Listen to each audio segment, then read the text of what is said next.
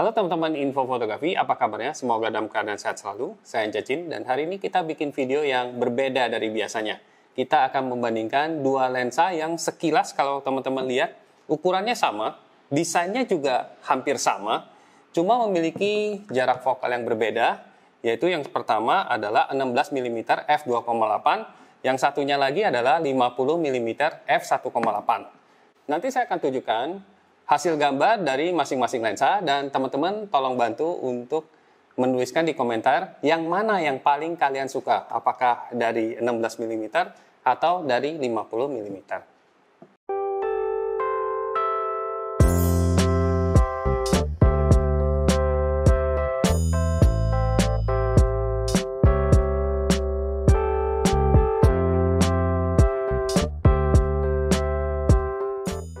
Jadi ceritanya, sore yang cerah itu, saya bersama Dersya motret-motret di sebuah taman. Dan saya memulainya dengan lensa yang ultra wide dulu, ultra lebar 16 mm.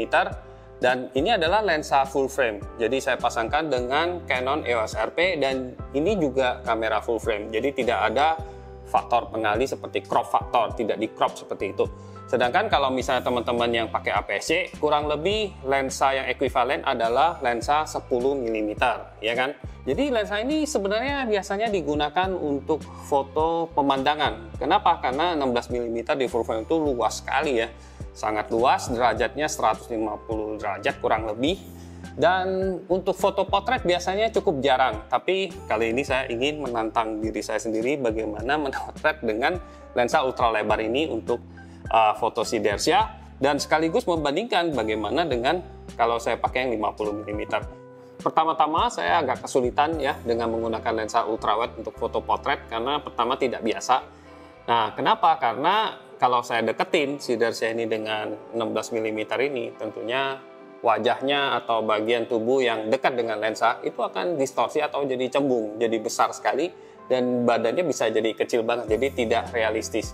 Maka itu saya mencoba mengambil jarak yang lumayan ya, dan mencoba mengambil pemandangannya juga. Di belakang misalnya ada gedung, ada pohon-pohon, ada bagian jalan yang saya ambil untuk latar belakangnya. Dan menurut saya dengan posisi kamera yang tepat membuat fotonya jadi bagus. Kenapa? Karena si Dersyanya itu bisa kelihatan lebih tinggi ya, kakinya lebih jenjang, dan kemudian latar belakang yang tempat dia berada itu juga bisa terlihat dengan jelas. Tapi kalau teman-teman ingin bokeh, misalnya bikin latar belakang blur, ini terus terang agak susah. Karena meskipun di f2,8 itu bokehnya itu tidak terlalu terasa, ya kan?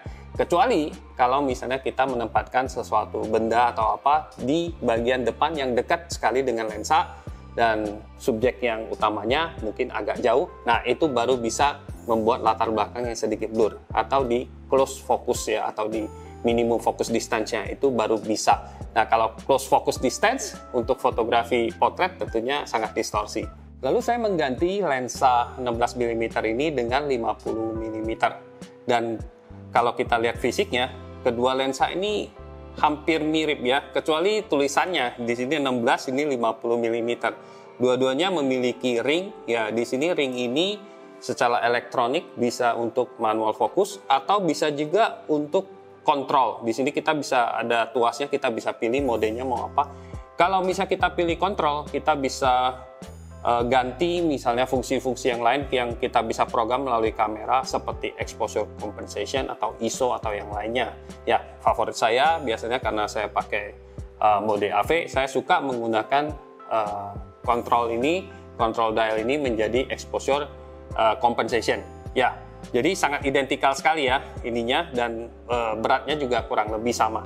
Nah, saat saya menggunakan 50 mm ini di kamera full frame, itu kan menjadikan jarak fokalnya menjadi standar atau normal ya. Jadi bisa dibilang itu seperti perspektif mata manusia ya, tidak terlalu lebar, juga tidak bisa dibilang tele. Kalau kita pasang 50 mm di kamera kita yang APS-C misalnya, M50 atau kamera DSLR 3 digit atau 4 digit, itu biasanya kan harus dikali 1,6, itu jadi shot telefoto atau sekitar 80 atau 70 mm. Jadi kalau 50 mm kita pasang di EOS RP atau EOS R yang lain, itu sama dengan 50 mm. Jadi standar atau normal. Nah, Karena bukaannya sangat besar ya, di f1,8 itu kita melihat fotonya beda banget dengan yang diambil dengan lensa 16 mm ini. Kita bisa melihat fokusnya di Dersia, kemudian di belakangnya itu blur ya, jadi lebih kabur, lebih gak jelas ya daun-daun di belakangnya, dan juga lebih sempit. Jadi kita tidak bisa melihat misalnya bangunan di belakangnya ya, hanya ada warna-warna dan kelihatannya lebih simpel. Jadi biasanya memang lensa 50 mm menurut survei di komunitas info fotografi itu juga favorit. Kemudian dengan mudah kita bisa mendapatkan proporsi orang yang tidak cembung atau distorsi. Sore harinya menjelang malam kita jalan-jalan lagi di Skywalk di sebuah mall yang cukup ngetren terakhir-akhir ini di Jakarta. Dan saya menggunakan 16 mm lagi, dan waktu itu sayangnya sudah mulai gelap ya, dan saya coba memotret landscape, dan saya senang sekali dengan 16 mm itu saya bisa mendapatkan foreground ya, jadi ada buletan di tengah gitu, kemudian dengan pemandangan kota Jakarta yang sangat indah di malam hari penuh dengan lampu-lampu seperti itu, dan juga ada awannya juga ya, dan langitnya masih ada sedikit warna di situ. Nah, jadi bagus banget menurut saya lensa ini digunakan untuk landscape atau arsitektur seperti ini. Nah, tapi untuk foto potret gimana? Nah, itu saya foto-foto lagi, saya mencoba menempatkan si Dersia di posisi strategis, posisi khusus, supaya dia tidak terlalu distorsi ya, dengan menggerakkan kamera, dengan mengatur jarak. Dan lumayan bedanya dengan kalau misalnya 50 mm, dengan menggunakan 16 mm, saya bisa mendapatkan si Dersia, bukan hanya Dersia saja, tapi pemandangannya sangat luas di belakang. Jadi kita bisa mendapatkan sampai langitnya luas banget, awannya jadi lebih dramatis seperti itu. Beda sekali saat saya menggunakan 50 mm ini. Kenapa? Karena bukaannya pertama berbeda ya, f1,8. Dan membuat latar belakang menjadi sangat bokeh ya. Kalau yang ini kan f2,8. Lagian ini lebih panjang, jadi lebih sempit. Jadi gedung-gedung yang di belakangnya tadinya jelas, yang awan-awannya juga dramatis. Kalau saya pakai 50 mm itu jadi nggak kelihatan. Bahkan gedungnya menjadi kabur, yang kelihatan jelas justru bokehnya atau yang bulat-bulatnya lampu-lampu di perkotaan itu ya, di gedung-gedungnya ya. Autofokus kedua lensa ini saat dipasang di Canon EOS RP ini sangat bagus. Tidak ada masalah di kondisi yang terang maupun di kondisi yang sudah gelap ya, seperti malam hari. Hanya dalam keadaan ekstrim seperti backlight ya, di mana posisi cahaya itu tepat di belakangnya si Dersia, itu memang agak sedikit kesulitan autonya. Tapi kalau kita touch di bagian tepi ya, yang kontras, itu tidak menjadi masalah. Keuntungan dari 50 mm ini adalah proporsi dari wajah dan tubuhnya si Dersia itu kelihatan lebih alami dibandingkan dengan 16 mm itu agak sulit ya. Ada bagian-bagian yang nanti agak cembung. Keuntungan lain dari lensa 50 mm adalah bukaannya yang mencapai f1,8 ini cukup besar, sehingga dalam kondisi pemotretan yang di kegelapan ya, di malam hari, yang cahayanya sangat seadanya ya, tergantung dari lampu-lampu di gedung, dan membuat saya tidak perlu menggunakan ISO yang terlalu tinggi dibandingkan dengan 16 mm yang hanya f2,8, tentunya perlu ISO yang lebih tinggi juga. Dan keuntungan dari menggunakan kamera full frame seperti RP ini, tentunya kalau ISO-nya tinggi ya, 3200, 8000, itu noise-nya itu tidak sebanyak ya, atau separah kamera-kamera dengan sensor yang lebih kecil ya.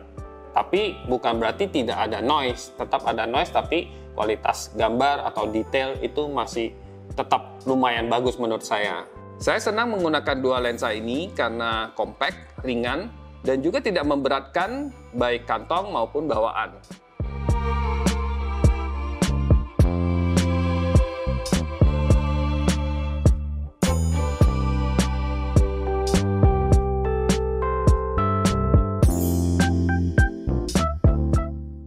Nah, setelah teman-teman mengetahui tentang kelebihan-kelemahan masing-masing lensa dan juga melihat kualitas hasil foto masing-masing, nah menurut kalian mana yang kalian sukai? Apakah dari hasil 16 mm yang super lebar ini atau 50 mm f1,8 yang bisa bikin latar belakang bokeh dengan mudah? Nah, saya tunggu komentar kalian di bagian komentar dan sampai jumpa lagi di video berikutnya. Oke? Bye-bye!